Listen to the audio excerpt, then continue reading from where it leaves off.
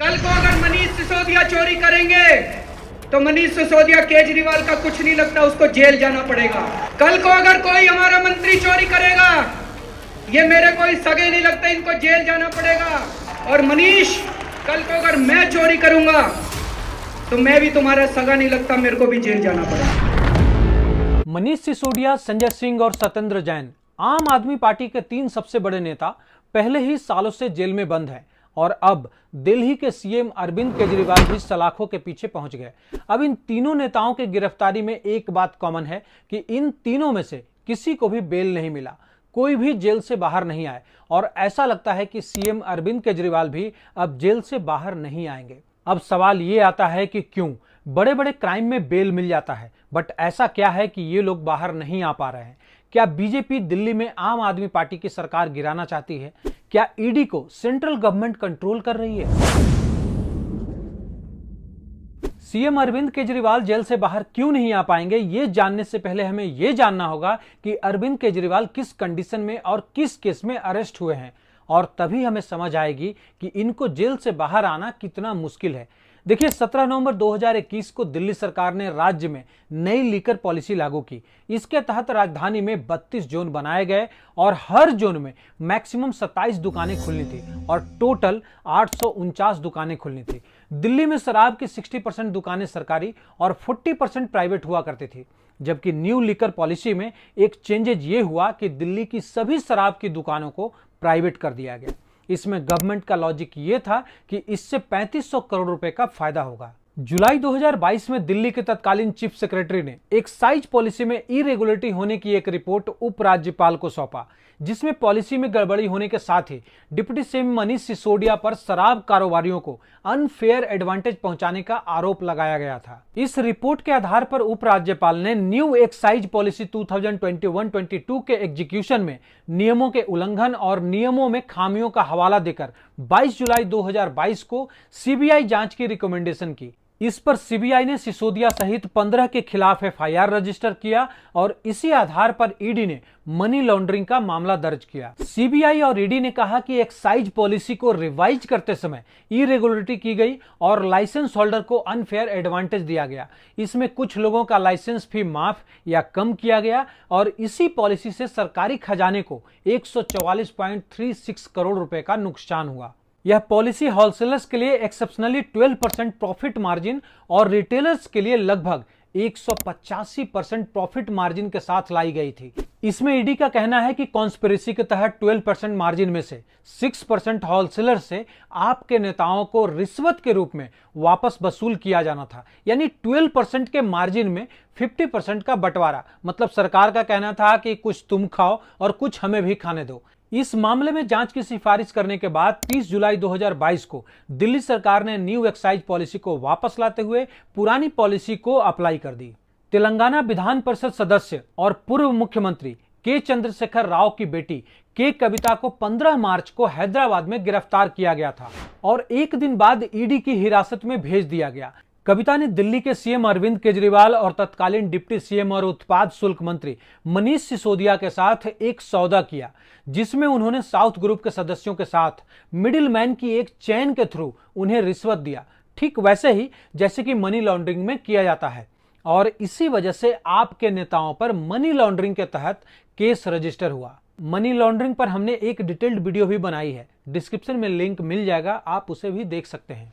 21 मार्च को केजरीवाल को गिरफ्तार करने से पहले ईडी ने दिल्ली के सीएम को 2 नवंबर, 22 दिसंबर, 3 जनवरी, 18 जनवरी, 2 फरवरी, 19 फरवरी, 27 फरवरी, 4 मार्च और 21 मार्च को 9 समन जारी किए थे, जिसे अरविंद केजरीवाल ने अवैध बताया था और उन्होंने अदालतों से राहत पाने की कोशिश की, लेकिन उन्हें कोई भी राहत नहीं मिली और फाइनली 21 मार्च को सीएम अरविंद केजरीवाल को ईडी के द्वारा पीएमएलए यानी कि prevention of money laundering act 2002 के तहत अरेस्ट कर लिया जाता है।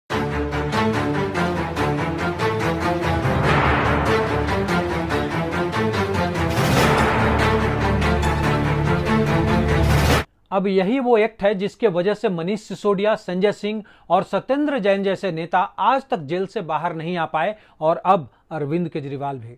इस एक्ट में बेल मिलना बहुत मुश्किल होता है। यह कानून साल 2002 में पारित हुआ था और इसे 1 जुलाई 2005 को लागू किया गया था। इस कानून का मेन पर्पस मनी लॉन्ड्रिंग को रोकना है। साल 2012 में पीएमएलए में संशोधन किया गया था और बैंकों, म्यूचुअल फंड्स, बीमा कंपनियों को भी इसके दायरे में लाया गया। फिर 2019 में इसके नियमों में थोड़ा और सुधार किया गया। यह एक्ट पीएमएलए की सेक्शन 3 को और अधिक क्लियर किया कि एक व्यक्ति को मनी लॉन्ड्रिंग के अपराध में दोषी माना जाएगा यदि उसके द्वारा डायरेक्ट या इनडायरेक्ट रूप से ऐसे कामों में लिप्त होने का प्रयास किया गया या जानबूझकर सहायता की गई या जानबूझकर एक पक्ष बना या वास्तव में इसमें धारा 3 में से शामिल कोई एक या फिर अधिक प्रक्रियाएं या फिर गतिविधियां शामिल थी। प्रोविजन सेक्शन 17(1) और 18(1) को हटा दिया गया था और ईडी को कोड ऑफ क्रिमिनल प्रोसीजर 1973 के धारा 157 के तहत एक रिपोर्ट के अभाव में भी तलाशी करने का अधिकार दिया गया था।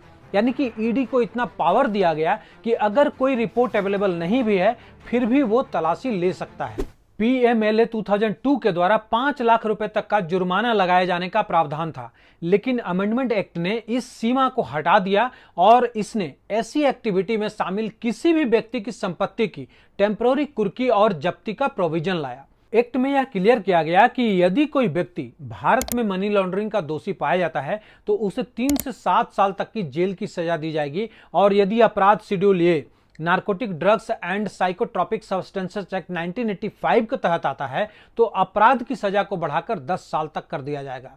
मौजूदा सरकार ने 2018 में पीएमएलए में एक और संशोधन करते हुए इसकी धारा 45 में आरोपी की जमानत के लिए 2 कंडीशन और जोड़ दिए। पहला, जमानत याचिका के खिलाफ पब्लिक प्रोसिक्यूटर को सुनने के लिए अदालत के पास यह मानने के लिए रीजनेबल ग्राउंड्स होने चाहिए कि आरोपी अपराध का दोषी नहीं है। यानी कह सकते हैं कि आप अपने आप को इनोसेंट प्रूफ करने के पूरे प्रूफ जुटा लीजिए, देन आप बेल पिटीशन डालिए। और दूसरा, जमानत पर रहने के दौरान उसके द्वारा कोई अपराध करने की आशंका नहीं है। यानी कि अगर आपको जमानत मिल जाती है तो आपको ये लिख कर आना होगा कि अब आप कोई भी क्राइम नहीं करेंगे।